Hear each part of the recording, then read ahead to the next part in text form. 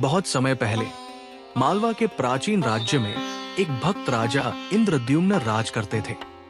वे भगवान विष्णु के बड़े भक्त थे और उनकी हार्दिक इच्छा थी कि वे भगवान को उनके दिव्य रूप में देखें। एक रात भगवान विष्णु उनके सपने में प्रकट हुए और बोले, पुरी के समुद्र तट पर जाओ। वहां एक पवित्र लकड़ी का लट्ठा किनारे पर आएगा। उस लकड़ी से मेरा रूप तराशा जाएगा और तुम मेरे लिए एक भव्य मंदिर बनाओगे।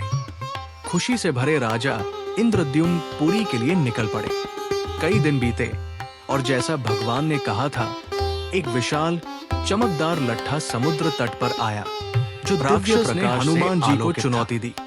राजा के सैनिकों ने उसे हटाने की कोशिश की, लेकिन सारी ताकत लगाने के बावजूद लट्ठा टस से मस नहीं हुआ। हाथी, घोड़े और सैकड़ों लोग भी इसे उठाने में असफल रहे। निराश होकर राजा ने भगवान विष्णु से प्रार्थना की।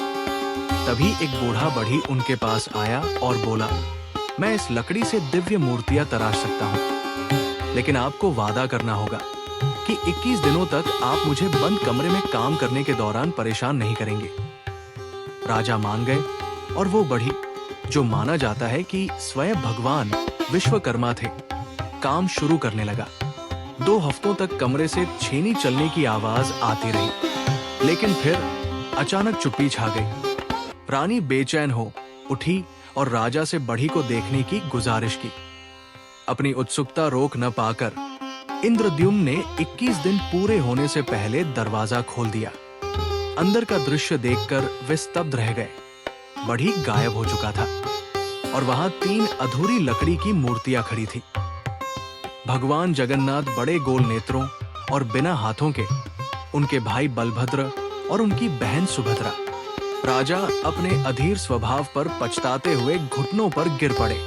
तभी एक दिव्य आवाज गूंजी, निराश मत हो, यही मेरा चुना हुआ रूप है।